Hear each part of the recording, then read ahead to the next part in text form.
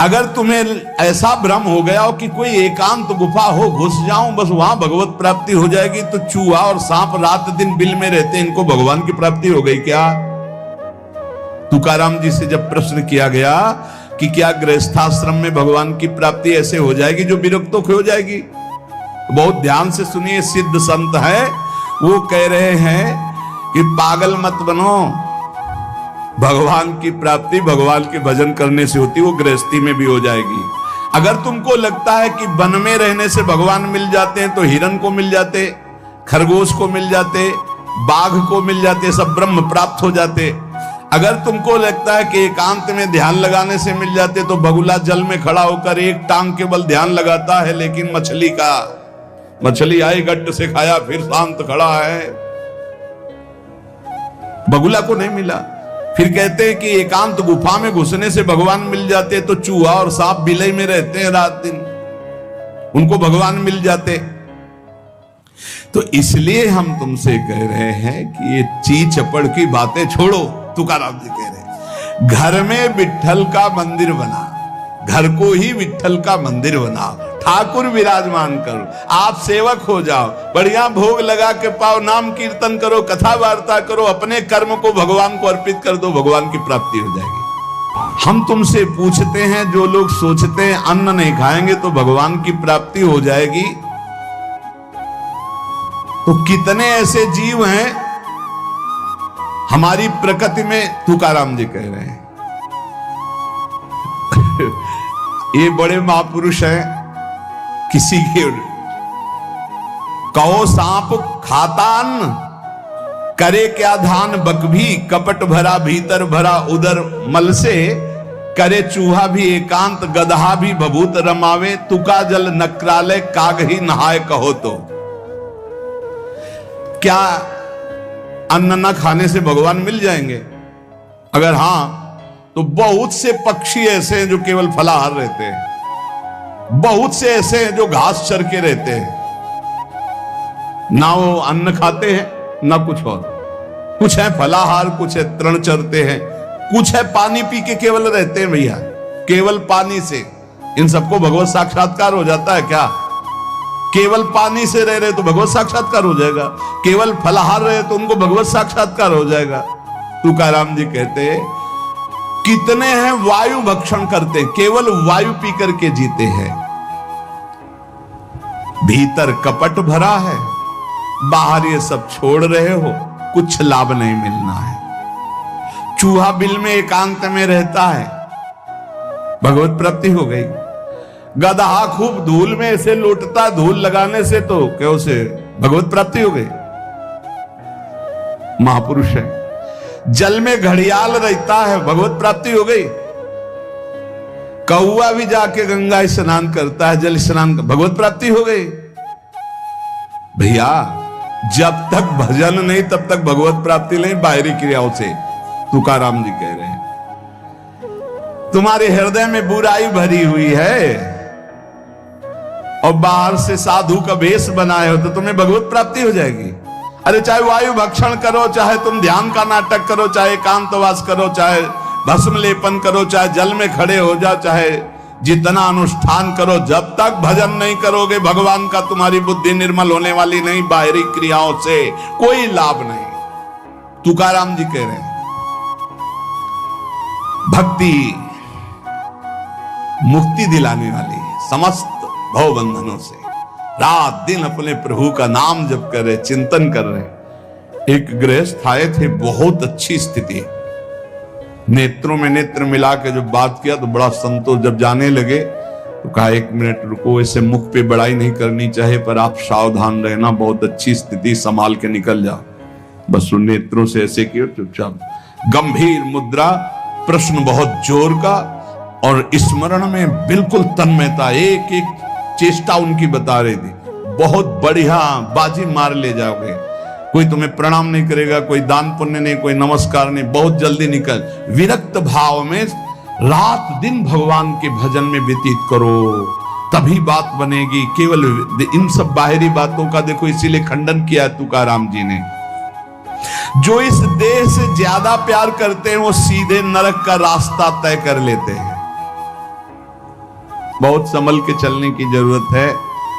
इस देह के राग को मिटाने के लिए ही तो भगवत मार्ग में चले, चाहे गृहस्थ हो चाहे विरक्त। तुम अपना स्वभाव बनाओ आत्म कल्याण के लिए। शरीर को ज्यादा सुख दोगे, ज्यादा सुख भोगोगे तो नरक का रास्ता पुष्ट कर देगा। और शरीर का त्याग भी नहीं करना है कि मतलब, क्योंकि शरीर के बिना भजन नहीं होगा, शरीर के बिना साधना नहीं होगी। तो उचित खिलाओ पिलाओ, उचित विश्राम और खूब भजन और सतमार्ग की चेष्टाओं की। इसको इतना भजन कराओ कि इसका भाव ही नष्ट हो जाए कि मैं शरीर हूं। तुकाराम जी कहते इसमें संदेह नहीं, वैराग्य की बातें करने से वैरागी नहीं हो जाता। जब सुंदर सुंदर भोग, सुंदर सुंदर रूपवान भोग शरीर के सामने उपस्थित और भोगने की इच्छा ना हो, उसका नाम वैराग्य है। बातें करने वाले वैराग्य की तो करते रहते हो, जब सामने प्रश्न आता है तो उत्तर नहीं दे पाते, अर्थात भोग आता है तो उन्हीं में लिप्त हो जाते हैं, उन्हें वैरागी नहीं कहते। इसीलिए हम कह रहे हैं कि अपने मुख से नाम नाम नाम, निरंतर नाम जप करो। यदि मुख नहीं नाम जप रहा तो ये जिह्वा टुकड़ा है मांस का, और मुख जो है मांस का एक कुंड मात्र है।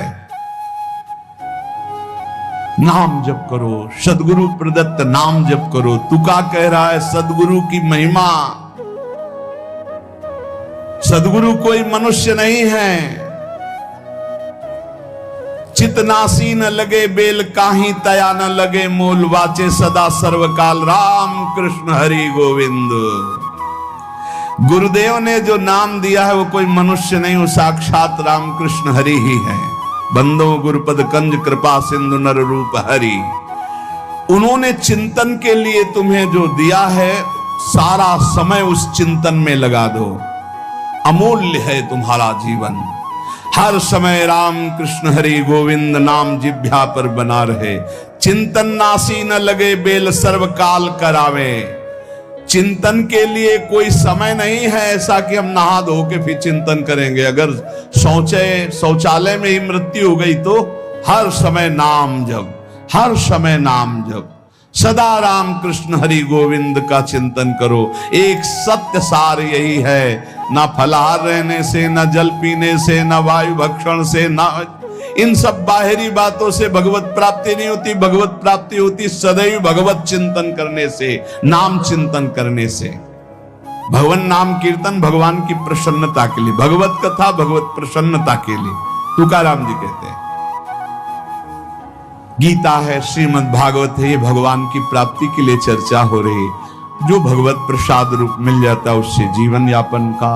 जब तक जीवन है हमें हर समय भगवान नाम जप, भगवत कथा, भगवत भक्तों का संग, यही करना है। प्रभु के नाम की महिमा प्रभु ही समझ सकते हैं, दूसरा कोई नहीं समझ सकता। या प्रभु समझा दे पुरुषोत्तम तो समझ पावे।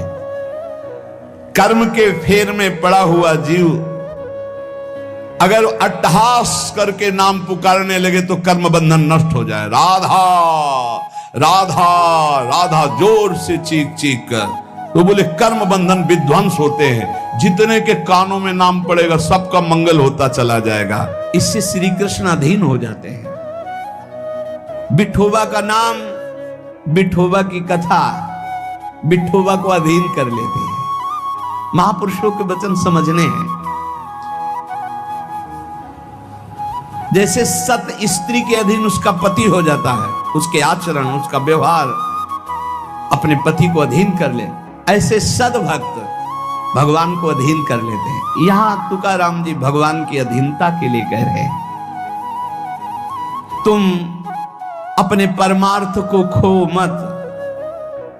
तुकाराम कह रहे हैं धन के अधीन हो जाना, काम के अधीन हो जाना, नरक की यात्रा करना है। इसलिए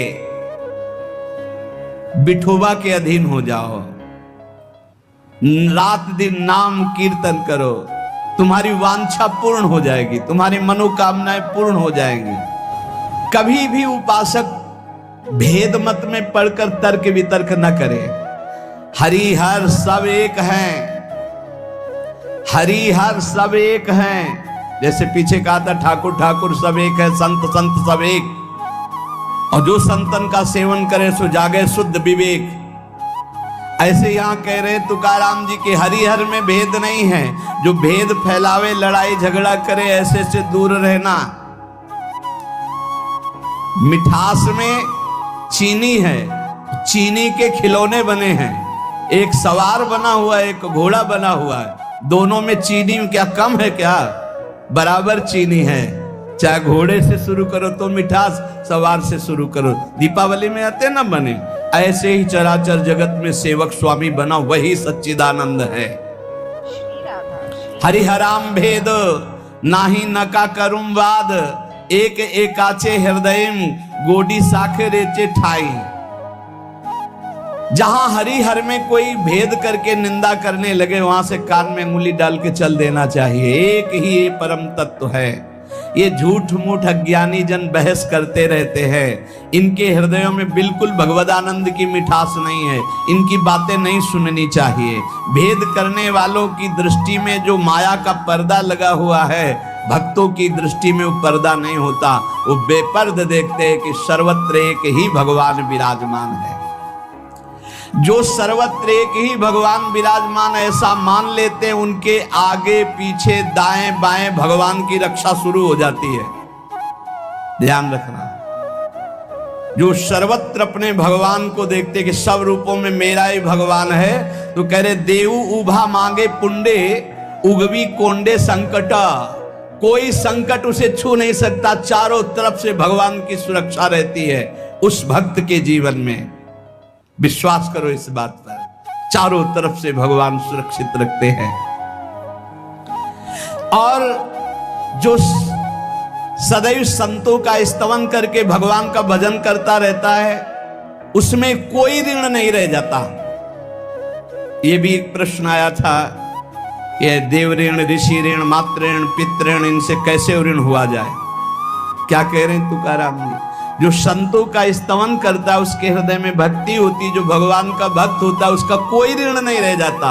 सब ऋण मुक्त हो जाते हैं। एकादशी स्कंद में भगवान श्री कृष्ण चंद्र जी ने उद्धव जी से कहा है, जो मेरा अनन्य भाव से निरंतर चिंतन करता है, उसे मैं सब ऋणों से मुक्त करता हूं। देव ऋण, ऋषि ऋण, पितृ ऋण, मातृ ऋण।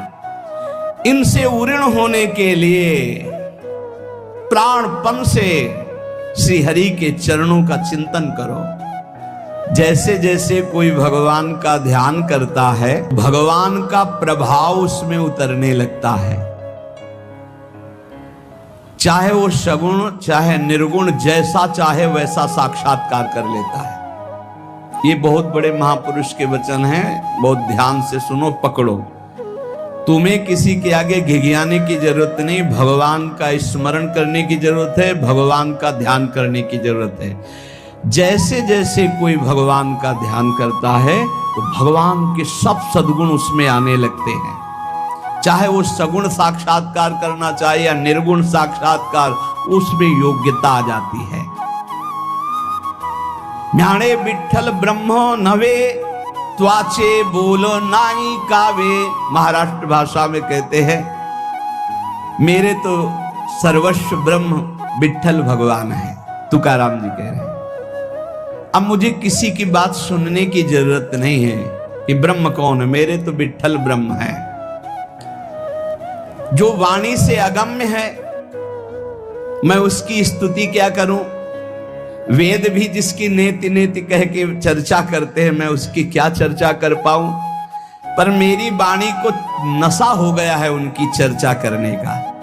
आहा, मेरी वाणी को नशा हो गया। बिना उनकी चर्चा किए, बिना कीर्तन किए, बिना गुण गाए हमें चैन नहीं पड़ सकता। कोई ना हो तो ठाकुर जी को श्रोता बना के सुनाने लगो, ऐसा नशा होना चाहिए। सुनो, अपनी चर्चा आप ही सुनो। ठाकुर जी के सामने बैठ जाए और वाणी लेकर उन्हीं की चर्चा उन्हीं को सुनावे। संसारिक आदमी कर्मेंद्रियों से प्रेरित होकर कर्म करता है, वासना से प्रेरित होकर। नाना प्रकार के सुख दुख भोगता है, पर हम कायिक, वाचिक, मानसिक केवल अपने विठ्ठल के लिए कर्म करते हैं। ये बात समझो। संसारिक आदमी कर्मेंद्रियां भाग रही भोगों की तरफ, कर्म करता है, पाप या पुण्य, सुख या दुख भोगता है। लेकिन भक्त कायिक, वाचिक, मानसिक अपने प्रभु को सामने रख करके चेष्टा करता है, और उसका कोई ठौर ठिकाना प्रभु के सिवा कोई है नहीं। और प्रभु आनंद सिंधु है, वो हर समय आनंद में मस्त रहता है।